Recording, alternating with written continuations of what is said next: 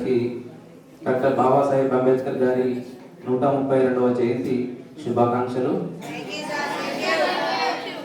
Doctor Babasaheb Ambedkar గారు 1891 April 14వ తారీఖున మధ్య ప్రావిన్స్ అని చెప్తాం, ప్రస్తుతం అయితే మధ్యప్రదేశ్ రాష్ట్రంలోని మౌ అనే చిన్న గ్రామంలో మహారాలేన్ కులంలో జన్మించారు డాక్టర్ బాబాసాహెబ్ అంబేద్కర్ గారు. తన చిన్నతనంలోనే తండ్రి వారు బ్రిటిష్ రెసిడెన్సీలోని సైనిక స్థావరంలో ఒక రెజిమెంటల్లో పనిచేస్తున్న సందర్భం. తర్వాత కాలంలో డాక్టర్ బాబాసాహెబ్ అంబేద్కర్ గారు మహారాష్ట్ర రాష్ట్రంలోని సతారా జిల్లాలో వాళ్ళ కుటుంబం స్థిరపడడం జరిగింది. 9 సంవత్సరాల వయసులోనే డాక్టర్ బాబాసాహెబ్ అంబేద్కర్ గారు పాఠశాల జీవితాన్ని ప్రారంభించి తన పాఠశాలలోనే 9 సంవత్సరాల వయసులో అనేక అంటరానితనాన్ని అనుభవించడం జరిగింది. అస్పృశ్యులుగా తీర్చిదిద్దిన ఆనాటి కాలంలో ఈ మహర్కులంలో పుట్టినటువంటి డాక్టర్ బాబాసాహెబ్ అంబేద్కర్ అంటరాని వారుగా తీర్చిదిద్దడం జరిగింది.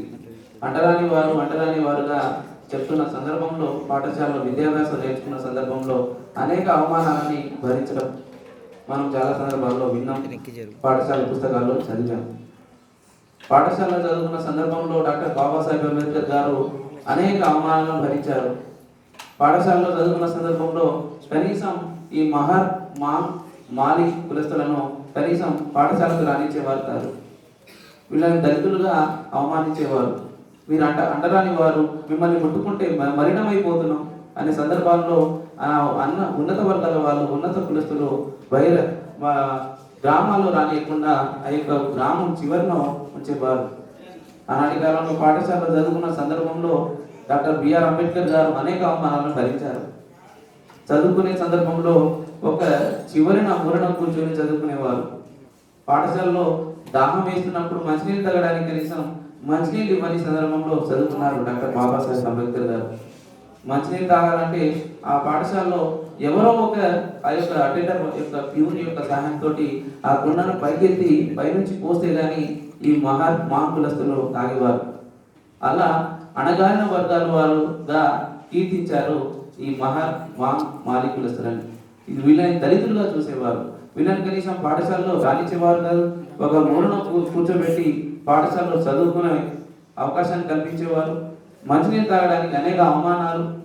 మరి ఆ రోజు ఆ యొక్క ప్యూన్ కానీ పనిచేసేవారు రాకపోతే మంచినీళ్ళు తాగడానికి కూడా అవకాశం లేని సందర్భం అటువంటిది. ఈరోజు మా ప్యూన్ రాలే కాబట్టి మాకు మంచినీళ్ళు లేవని తన యొక్క గ్రంథంలో డాక్టర్ బాబాసాహెబ్ అంబేద్కర్ గారు రాసుకున్నారు. 9 సంవత్సరాల వయసులోనే అనేక అవమానాలని భరించి తర్వాత కాలంలో ఈ యొక్క ఆనాటి కాలంలో షాయిజీరావు గైక్వాడ్ అనే ఈ యొక్క కొల్లాపూర్ మహారాజు, ఈ బరోడా మహారాజు యొక్క షాయిజీ గైక్వాడ్ యొక్క మహారాజు యొక్క సహాయంతో 25 రూపాయల యొక్క ప్రోత్సాహంతో ఆ స్కాలర్షిప్ని తీసుకొని మహారాష్ట్ర ముంబైలోని ఆ యొక్క ముంబై విశ్వవిద్యాలయంలోని ఎడ్మిషన్ కాలేజీలో చదువుకున్నారు డాక్టర్ బాబాసాహెబ్ అంబేద్కర్ గారు. చదువుకునే సందర్భంలో అనేక అవమానాలను భరించి ఎడ్మిషన్ కాలేజీలో ప్రాథమిక, మాధ్యమిక, ఉన్నత విద్యాభ్యాసాన్ని పూర్తి చేసి అన్నటి కాలంలో ముంబై విశ్వవిద్యాలయంలో బిఏలో అర్థశాస్త్రం మరియు రాజనీతి శాస్త్రంలో ఆ యొక్క డిగ్రీ పట్టాలను పొందడం జరిగింది. తర్వాత కాలంలో ఈ యొక్క బరోడా మహారాజు షాయిజీరావు గైక్వాడ్ III సహాయంతో అమెరికాలోని కొలంబియా విశ్వవిద్యాలయంలో ఆయన బిఏని పూర్తి చేయడం జరిగింది. అక్కడే ఎంఏని పూర్తి చేసి ఎంఏ పొలిటికల్ సైన్స్, ఎంఏ ఎకనామిక్స్లో ఆయన ఎంఏని పూర్తి చేయడం జరిగింది. ఆ తర్వాత కాలంలో ఈ యొక్క బరోడా మహారాజు యొక్క సహాయంతో, ఆర్థిక సహాయంతో కొలంబియా విశ్వవిద్యాలయంలో చదువుకునే అవకాశాన్ని కల్పించిన ఈ యొక్క బరోడా మహారాజు యొక్క తీర్మానంతో వాళ్ళు ఒక ఒప్పందం చేసుకొని 10 సంవత్సరాల యొక్క సంస్థానంలో పనిచేయాలని ఒక ఒప్పందం ప్రకారం 1917లో డాక్టర్ బాబాసాహెబ్ అంబేద్కర్ గారు తిరిగి అమెరికా నుంచి మరి భారతదేశానికి రావడం జరిగింది. ఈ యొక్క బరోడా మహారాజు యొక్క సంస్థానంలో పనిచేస్తున్నప్పుడు ఈ యొక్క ఉన్నత ఉద్యోగంలో చేరిన డాక్టర్ బాబాసాహెబ్ అంబేద్కర్ గారు అనేక అవమానాలను అక్కడ కూడా భరించడం జరిగింది. ఆఫీస్లో పనిచేసే అటెండరు కనీసం చేతికి ఫైల్ ఇచ్చే అవకాశం లేకుండా చూసేటోళ్ళు. ఎందుకు నువ్వు నాకు బయట ఇవ్వలేకపోతున్నావు, నేను ఒక కలెక్టర్ స్థాయిలో పనిచేస్తున్నా, నువ్వు ఒక అటెండర్గా పనిచేస్తున్నావు, ఎందుకు ఆ పేపర్లను నా చేతిలో ఇవ్వకుండా టేబుల్ మీద పారేస్తున్నావు అని అంబేద్కర్ అడిగినప్పుడు, నువ్వు ఒక మహాత్ములస్తుడివి, నిన్ను ముట్టుకుంటే ఆ యొక్క మరణం అయిపోతా నేను, కాబట్టి నీకు నేను ఫైల్ని అందించలేకపోతున్నాను, క్షమించాలని ఆ ప్యూన్ మాటల్లో తన యొక్క గ్రంథంలో రాస్తున్నారు డాక్టర్ బాబాసాహెబ్ అంబేద్కర్ గారు. 12 సంవత్సరాల వయసులో డాక్టర్ బాబాసాహెబ్ అంబేద్కర్ గారు ఒక ప్రాంతం నుంచి వారి నాన్న యొక్క ఆరోగ్యం బాగాలేదని కోరేగావ్కి రైల్వే స్టేషన్లో రైలు ఎక్కి పోతున్న సందర్భంలో కనీసం ఒక రిక్షా తొలెటోళ్ళు కూడా ఈ మహాత్ములను ఎక్కించొద్దు, మరణమైపోతుందనే ఉద్దేశంతో ఎడ్ల బండిని కూడా కూర్చోబెట్టకుండా చేశారు.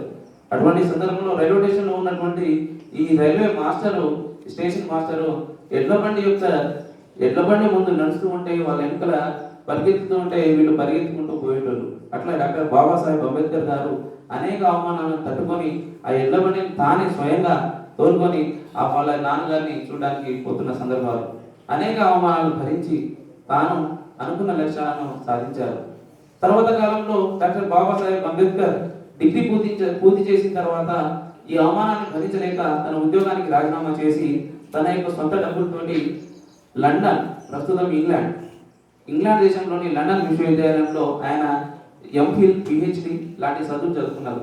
యావత్ భారతదేశంలోనే 1917కు ముందు ఏ భారతీయుడు సాధించని ఘనతను డాక్టర్ బాబాసాహెబ్ అంబేద్కర్ గారు సాధించారు. ఆనాటి కాలంలో డాక్టరేట్ని పొందిన తొలి భారతీయుడుగా చరిత్రకెక్కారు డాక్టర్ బాబాసాహెబ్ అంబేద్కర్ గారు.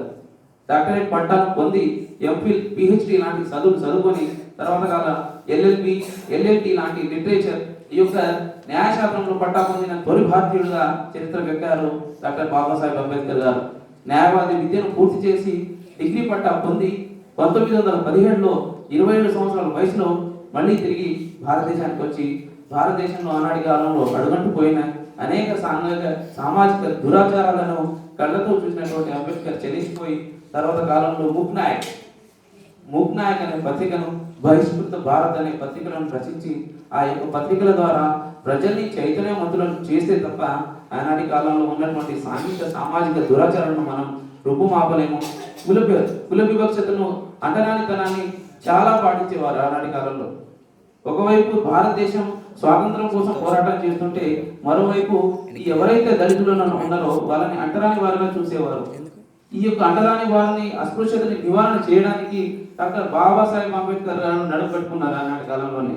అనేక పత్రికలు, all India depressed classes association అంటే లాంటి, ఆల్ ఇండియా లేబర్ పార్టీ లాంటి పార్టీలను కూడా స్థాపించి కేవలం న్యాయవాద వృత్తే స్థిరపడిపోకుండా తర్వాత కాలంలో రాజకీయంలో కూడా రాణించి ఎవరైతే అణగారిన వర్గాల వాళ్ళు ఉంటారో, ఎవరైతే దళితులుగా, ఎవరైతే ఈ దళిత వర్గంలో ఉన్నటువంటి ప్రజల్ని కనీసం పాఠశాలలు, ఈ దేవాలయాల్లో రాణించేవారు కాదు, కనీసం ఈ చెరువుల్లో కూడా నీళ్లు తాగించేవారు కాదు.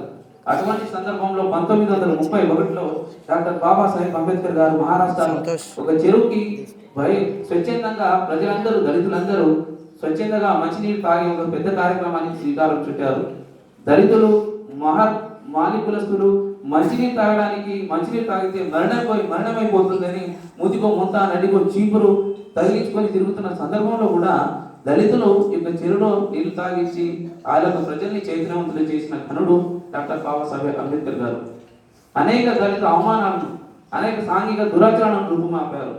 కేవలం పార్టీ కాకుండా న్యాయవాద వృత్తిలో కూడా పనిచేస్తూ ఈ దేశంలో అడుగంటిపోయిన సామాజిక దురాచారాలను రూపమవడానికి ఎనలేని కృషి చేశారు డాక్టర్ బాబాసాహెబ్ అంబేద్కర్ గారు.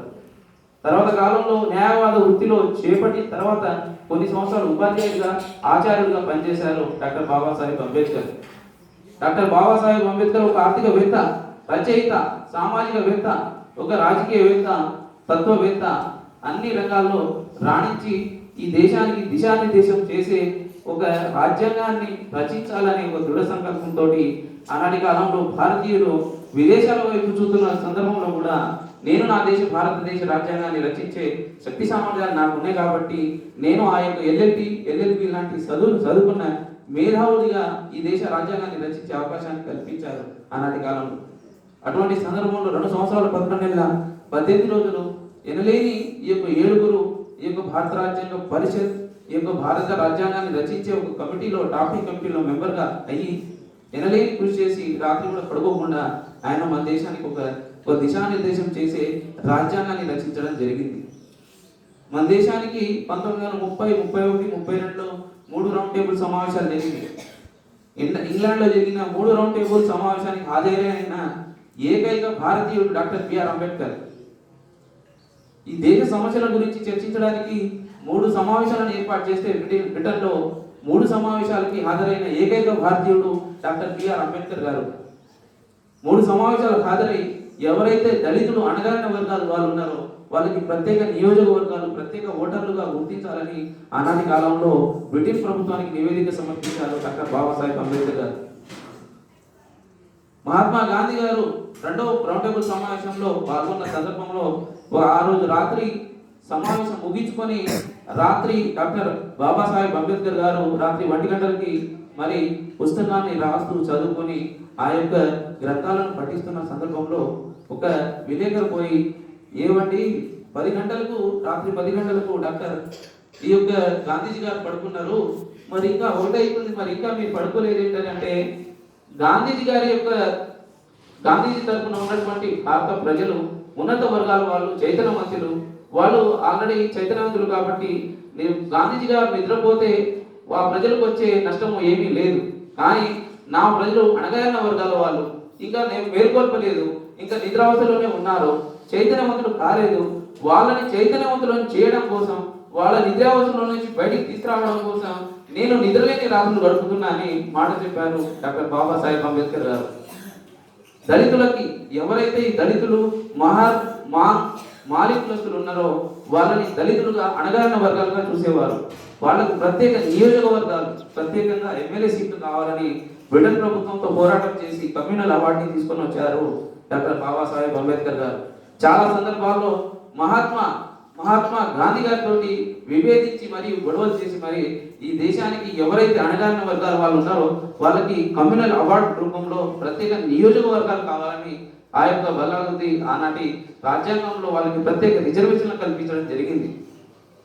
ఎవరైతే వెనుకబడిన వర్గాల వాళ్ళు ఉంటారో వాళ్ళ కోసం డాక్టర్ బాబాసాహెబ్ అంబేద్కర్ 1932లో గాంధీజీ గారితో విభేదించి పూనా ఒప్పందాన్ని చేసుకోవడం జరిగింది. దేనికి పూనా ఒప్పందం చేసుకున్నారు?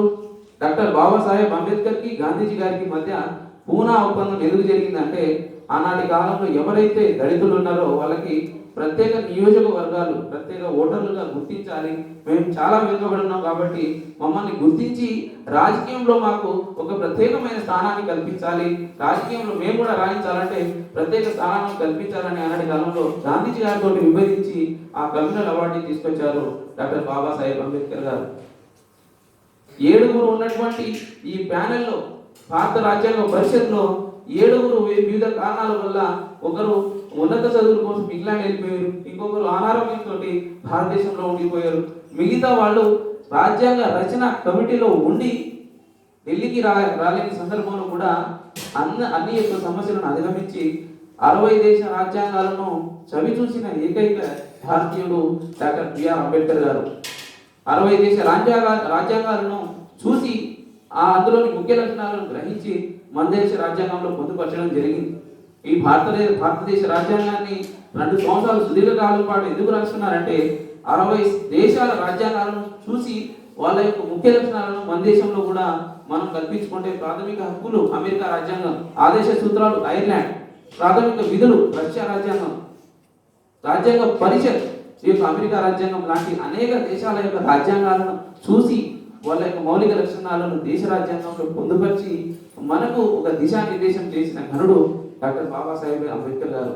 ఎంత చెప్పినా తప్పే డాక్టర్ బాబాసాహెబ్ అంబేద్కర్ గారి గురించి. ఆనాటి కాలంలో ప్రపంచానికి గడగడలాడించిన ఒక గొప్ప శాంతి దూతగా ఉన్నటువంటి ఈ యొక్క జాతిపిత అయినటువంటి మహాత్మా గారితో విభేదించి మరీ కూడా బ్రిటిష్ వారితో పోరాటం చేసి ఈ దేశంలో ఎవరైతే వెనుకబడిన వర్గాల వాళ్ళు ఉంటారో వాళ్ళకి ప్రత్యేకంగా నియోజకవర్గాలు రిజర్వేషన్లు కల్పించారు డాక్టర్ బాబాసాహెబ్ అంబేద్కర్ గారు. గుళ్ళకు రానిచ్చేవాళ్ళు కాదు, దేవాలయాలకు రానిచ్చేటోళ్ళు కాదు, పాఠశాలకు చదువుకునే అవకాశం కల్పించేటోళ్ళు కాదు, గ్రామంలో రానిచ్చేటోళ్ళు కాదు, దూరంగా ఉంచే అటువంటి సమాజంలో ఎవరైతే ఈ యొక్క అణగారిన వర్గాల వాళ్ళు ఉంటారో వాళ్ళు కూడా చదువుకునే అవకాశాన్ని కల్పించారు అంబేద్కర్ గారు. భారత రాజ్యాంగంలోని ప్రాథమిక హక్కుల్లోని 17వ ఆర్టికల్ చెప్తుంది మనకి అంటరానితనాన్ని నిషేధించాలని, అస్పృశ్యత నివారణ కోసం కృషి చేయాలని డాక్టర్ బాబాసాహెబ్ అంబేద్కర్ గారు 17వ ఆర్టికల్లో రాసించారు. అంటరానితనాన్ని నిర్మూలించాలి, అంటరానితనాన్ని పాటించవద్దని రాశారు. అనేక అధికరణాలు, అనేక ఆర్టికల్స్ మన దేశం కోసం, మన దేశ పౌరుల కోసం, మన కోసం, భవిష్యత్ తరాల కోసం ఉద్దేశించి ఆయన రాజ్యాంగాన్ని రచించడం జరిగింది. ప్రపంచంలోనే అతిపెద్ద సుదీర్ఘ లిఖిత రాజ్యాంగం భారతదేశ రాజ్యాంగం. ప్రపంచంలోనే అతిపెద్ద లిఖిత రాజ్యాంగం మన భారతదేశ రాజ్యాంగం. అటువంటి మంచి మౌలిక లక్షణాన్ని తీర్చిదిద్దారు డాక్టర్ బాబాసాహెబ్ అంబేద్కర్ గారు. సరే, ఏది ఏమైనప్పటికీ అంబేద్కర్ లాంటి వారు, అలాంటి మహనీయులు ఈ దేశంలో పుట్టడం